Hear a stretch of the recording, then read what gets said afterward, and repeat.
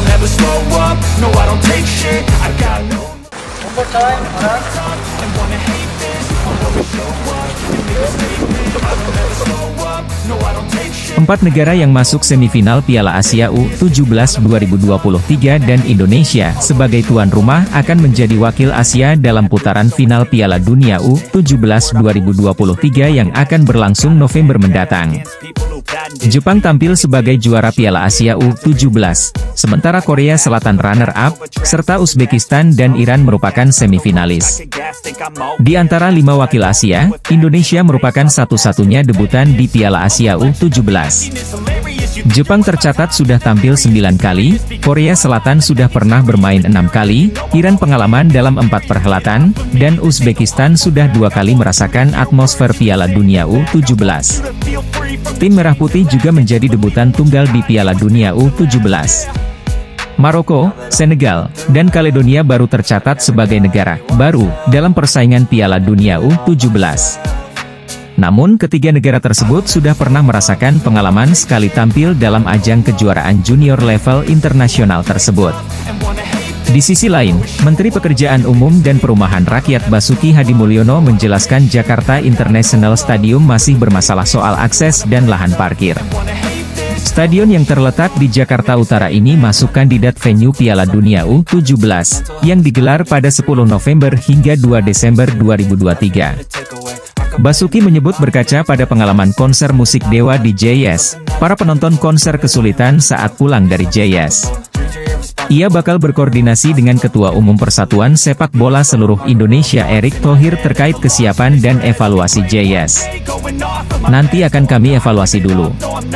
Saya mau koordinasi dulu dengan Ketua Umum, Ketum, PSSI Erick Thohir, ujar Basuki dikutip dari Antara, Kamis, 29 Juni 2023. Menurutnya, pengecekan stadion dilakukan setelah ia berkoordinasi terlebih dahulu dengan Erick. Saya akan berkoordinasi dengan beliau secepatnya.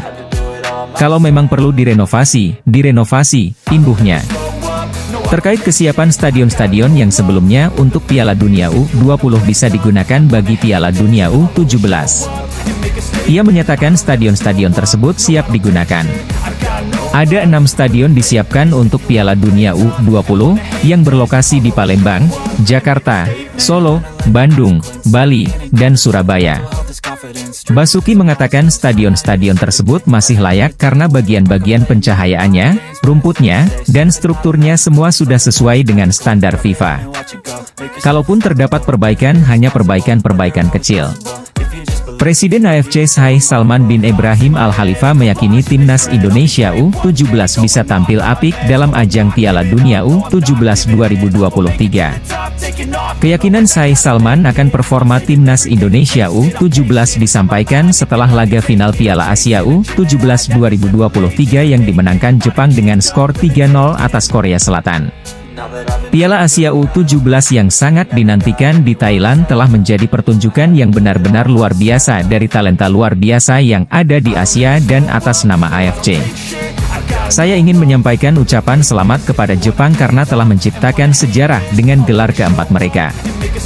Kita juga harus memuji Republik Korea atas kegigihan dan tekad mereka dalam final yang menawan bersama dengan Iran, Uzbekistan, dan tuan rumah Indonesia. Saya yakin mereka akan bersinar terang di panggung dunia akhir tahun ini, ucap Sheikh Salman dikutip dari rilis AFC.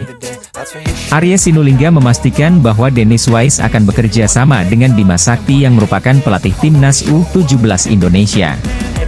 Pengalaman Dennis jadi pertimbangan untuk pembentukan skuad Garuda Asia untuk Piala Dunia U17 2023. Kita selama ini sudah punya juga timnas U16 dan U17.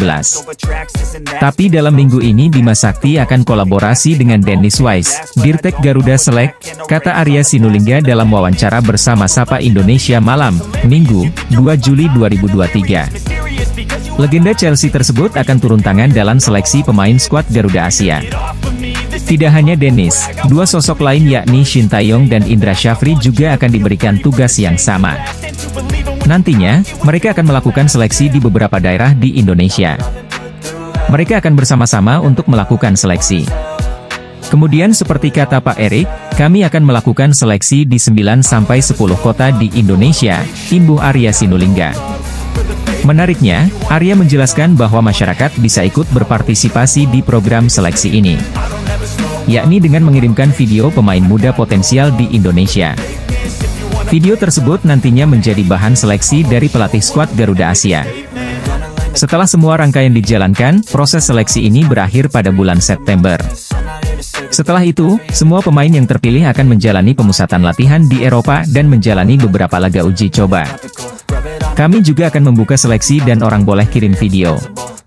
Karena ini anak muda, video ini akan dilihat pelatih, kata Arya Sinulinga. Nanti akan ada seleksi besar sampai September awal, nanti akan pergi ke Eropa selama 1-2 bulan akan uji coba di sana. Semua potensi kita termasuk diaspora akan kita maksimalkan, tutup Arya Sinulinga. Anggota Exco PSSI, Arya Sinulinga, menyebutkan bahwa Dennis Wise akan membantu Bima Sakti dalam pembentukan skuad timnas U17 Indonesia. Dennis bukan merupakan sosok yang sudah lama bekerja untuk memantau pemain muda Indonesia. Pasalnya, dia merupakan direktur teknik di Garuda Select. Beberapa pemain potensial di Indonesia juga merupakan jebolan ajang tersebut. Di antaranya adalah Hoki Caraka, Bagas Kava, dan Hernando Ari. Pemain keturunan Indonesia berhasil, Welber Lescott de Halim Jardim atau Welber Halim Jardim berhasil membawa Sao Paulo juara Piala Criciúma U17 yang diwarnai gol 30 detik, Sabtu, 1 Juli 2023. Welber tampil sebagai starter saat Sao Paulo mengalahkan klub Argentina Talleres pada pertandingan final Piala Criciúma U17 di Stadion Gilberto Gulse di Criciúma, Sabtu, 1 Juli 2023, pagi waktu setempat. Dalam pertandingan tersebut Sao Paulo menang 7-6 melalui adu penalti setelah bermain 2-2 di waktu normal. Sao Paulo membuka skor lewat gol kilat pada detik ke-10 lewat lesakan Carneiro. Carneiro yang berhasil merebut bola dari kaki pemain belakang lawan yang melakukan blunder berhasil menceploskan bola ke gawang Talleres. Sayangnya pada menit ke-12 Sao Paulo kebobolan yang membuat skor 1-1. Gol tercipta melalui sundulan pemain Talleres yang terlambat ditutup oleh Welber. Namun Welber berhasil berkontribusi pada gol kedua setelah dirinya melakukan gangguan terhadap lawan untuk membuat bek lawan membuang bola ke arah pemain Sao Paulo, hingga pemain Sao Paulo Samuel berhasil melesakkan gol ke gawang Talleres. Dalam pertandingan ini Welber juga menunjukkan kemampuannya untuk melepaskan lemparan jarak jauh. Meski belum menunjukkan lemparan ke dalam sejauh Pratama Arhan, namun tampaknya Welber punya kemampuan untuk diasah melancarkan lemparan ke dalam jarak jauh. Welber merupakan pemain kelahiran Banjarmasin, 25 April 2007 yang kini membela Sao Paulo U17. Ayahnya bernama Elisangelo de Jesus Jardim yang berasal dari Brasil. Ibunya bernama Liliana Halim asal Indonesia. Welber disebut-sebut bakal dipanggil memperkuat timnas Indonesia U17 untuk Piala Dunia U17 2023. Media Vietnam Soha VN menyindir Indonesia yang bisa memakai 11 pemain keturunan atau naturalisasi untuk menjadi starter di Piala Asia 2023. Piala Asia 2023 akan digelar pada 12 Januari hingga 10 Februari 2024 mendatang di Qatar. Timnas Indonesia dipastikan tergabung di grup D bersama Jepang, Irak, dan Vietnam. Media Vietnam Soha VN menyindir timnas Indonesia yang bisa menggunakan 11 pemain naturalisasi melawan Vietnam di Piala Asia 2023. Bisakah Indonesia menggunakan 11 pemain naturalisasi dari Eropa untuk menghadapi Vietnam di Piala Asia? Tulis Soha VN dalam judulnya. Soha VN mengatakan sejumlah pemain keturunan berdarah Indonesia tengah dibidik oleh Indonesia untuk memperkuat tim Garuda di Piala Asia 2023. Saat ini, sejumlah pemain naturalisasi telah resmi menjadi warga negara Indonesia dan bisa bermain untuk timnas negara tersebut. Antara lain Elkan Bagot, Jordi Amat, Shane Patinama, dan Sandy Walsh, tulis Soha VN. Selain itu, beberapa bintang lain seperti Tom Haye dan Mees Hilgers juga dikabarkan akan segera menjadi warga negara Indonesia. Di posisi penjaga gawang adalah Emil Audero yang merupakan target transfer klub Inter Milan. Tim tersebut memiliki hubungan yang sangat dekat dengan PSSI karena Ketua Umum PSSI Erick Thohir adalah mantan bos Inter, tulis Soha VN menambahkan.